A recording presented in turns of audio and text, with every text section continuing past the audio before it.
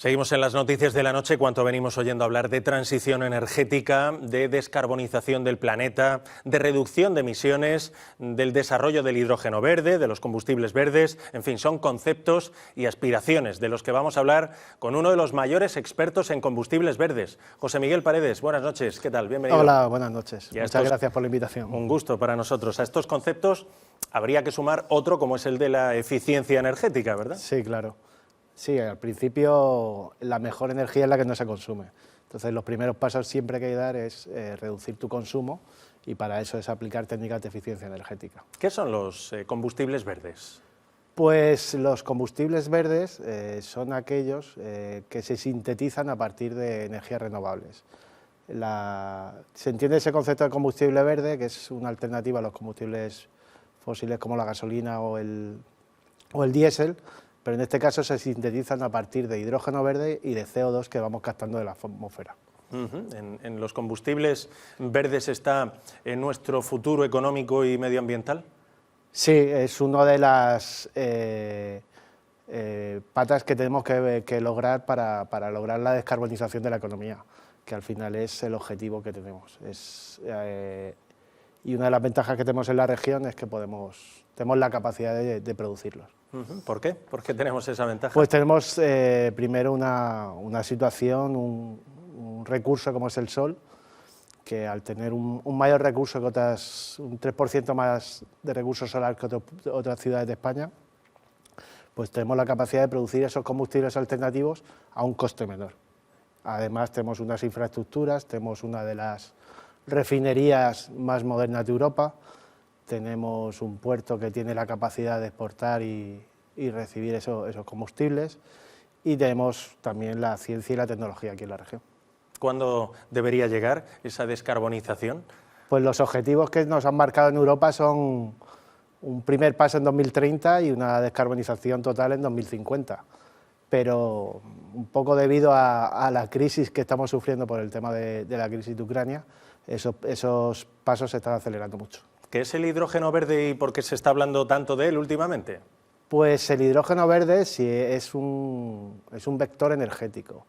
Es la herramienta que va a permitir descarbonizar ciertos sectores que de otra forma, simplemente con la energía o la electricidad renovable, es muy difícil descarbonizar, como pueden ser la movilidad o pueden ser las industrias que usan alta temperatura. O sea, no es una energía en sí mismo, sino un vector energético. Sí, no, el hidrógeno en sí es un elemento más abundante de la galaxia, pero no podemos cogerlo de la naturaleza directamente.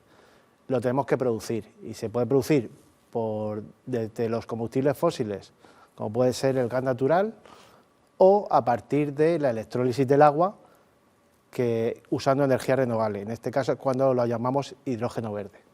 La gran aspiración es producir energía sin emitir dióxido de carbono a la atmósfera, ¿verdad? Sí, ese es el objetivo y al final la electrólisis, al final lo único que consumimos es una energía renovable y disociamos el agua y producimos hidrógeno y oxígeno. Y ese hidrógeno, al combinarlo después en una pila de combustible para producir electricidad, lo único que emitimos es agua. ¿Y la invasión de Ucrania, entonces, ha acelerado la investigación en estos ámbitos? La investigación ya estaba arrancada un poco por el criterio europeo, que había fomentado ese objetivo después de la crisis del COVID. Uno de los pilares que veía para la descarbonización de Europa era el uso del hidrógeno verde. Lo que ha pasado es que debido a la crisis de Ucrania, el hidrógeno tiene la ventaja también que lo podemos producir localmente. No dependemos de un tercero para producirlo. Con lo cual, toda la investigación se ha acelerado y se está repotenciando. La famosa autosuficiencia, entonces. Claro. El objetivo es, y en regiones como puede ser España, pues ese potencial de renovables que tenemos, es no solo llegar al autoconsumo, sino ser capaces de exportar ese combustible a otros países. Nos habíamos acostumbrado a una energía relativamente barata, los sectores productivos, los países, Europa en general. Sí, yo creo que uno de los problemas es que tenemos una energía relativamente barata. Ha ido incrementándose en los últimos años, lo que ha fomentado pues, el impulso a las renovables y también un poco ya la mejora de la eficiencia energética en las industrias. pero aún así los precios que tenemos ahora nos han hecho correr mucho más. ¿Cómo trabajan ustedes en el Centro Tecnológico de la Energía y el Medio Ambiente? Pues nosotros tenemos dos vías de trabajo. Ofrecemos servicios a las empresas, servicios tecnológicos, entre los que hacemos normalmente estudios de eficiencia energética, auditorías energéticas, y proponemos esa serie de mejoras de eficiencia energética en la industria para que pueda reducir su consumo y hacerlo de forma viable. Y por otra parte hacemos investigación, llevamos a cabo diferentes proyectos más de investigación y demostración en los que vamos probando nuevas tecnologías o nuevos desarrollos, por lo menos en nuestro área de energías renovables y eficiencia energética. ¿Qué proyectos interesantes llevan a cabo en este momento en el CETEMMA? Pues en línea un poco de los que hemos recientemente terminado, es uno con fondos regionales en el que colaboramos con la Universidad Politécnica y empresas de la región como Regenera, Caliche, IDEA, y era un proyecto en el que se ha desarrollado ya una pila de combustible de hidrógeno aquí en la región, o sea, tecnología totalmente de la región para hacer una pila de combustible. Otros proyectos a nivel ya europeo, pues estamos trabajando mucho en la parte de digitalización y modelización energética para fomentar la eficiencia energética en edificios y en este caso también usando hidrógeno verde como vector para acumular energía renovable en viviendas sociales, por ejemplo. ¿Por qué es importante lo de la pila de combustible que mencionaba anteriormente? Pues porque al final la tecnología del hidrógeno, la mayor parte la estamos comprando fuera. Entonces, al final, hay que fomentar que esa tecnología se genere aquí y el dinero tanto dinero de Europa está viniendo para esa investigación y para el despliegue del hidrógeno, no sea directamente comprarlo a tecnología fuera, sino que podamos quedar aquí esa cadena de valor a nivel regional y nacional. Aquí hay una asociación sectorial del hidrógeno verde, aquí digo en la región de Murcia, y además usted es el responsable de la Secretaría Técnica, ¿no? Sí, bueno, la Asociación Sectorial de Hidrógeno Verde, AMUR, se constituyó hace 2 años, ha cumplido ahora en noviembre, para focalizar las ventajas que tenía la región de Murcia para ser uno de los valles de hidrógeno de Europa. En aquel momento se empezaba a hablar ya de hidrógeno verde, se empezaban a ver ciertos valles, pero la región, teniendo unas condiciones geográficas de infraestructuras muy positivas, no se veía dentro de esos grandes planes de fomento del hidrógeno. Ahí se constituyó AMUR y contaron con CETEMMA para llevar la Secretaría Técnica. ¿Y será la región uno de esos grandes valles de hidrógeno de eso esperamos Europa? Nosotros. Ahora mismo ya se han dado ya algunos grandes pasos.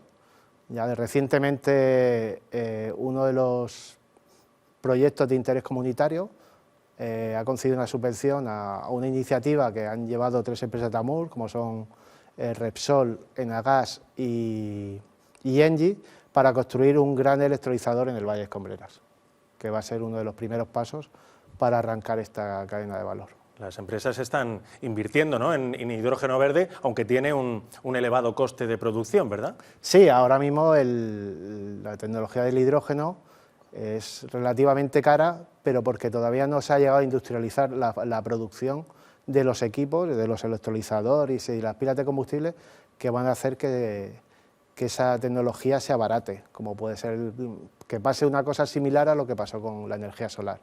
En el momento que se industrializa y ya se fabrica a gran escala, los costes se reducen y comienza a ser competitiva. Todavía queda tiempo para que veamos una región, un país, una Europa, cuya economía gire en torno al hidrógeno verde, ¿verdad? Sí, todavía queda, pero va a ser uno de los vectores fundamentales para lograr esa descarbonización. Los pasos se están dando, pero todavía hay que trabajar bastante. O sea, que el hidrógeno verde es el futuro. Es uno de los futuros. ¿Cuáles son los otros? No, va a ser uno de los principales porque el hidrógeno verde permite crear esos combustibles alternativos, permite transportarse, almacenar las energías renovables, que vamos a tener un gran despliegue, pero vamos a tener una serie de excedentes que hay que almacenar de alguna manera. Y va a complementar muy bien a ese despliegue de las renovables. O sea, por eso decimos que es un vector de lo más importante. No va a ser el combustible universal, pero sí que tiene una gran aplicación. José Miguel Paredes, hemos aprendido muchísimo. Seguimos pendientes de la evolución de todo este tipo de cuestiones. Pues nada, eso, esperemos que sigamos adelante trabajando. Un gusto. Y Un un saludo placer. también a los trabajadores del centro. Muy bien, muchísimas gracias. Continuamos con todos ustedes.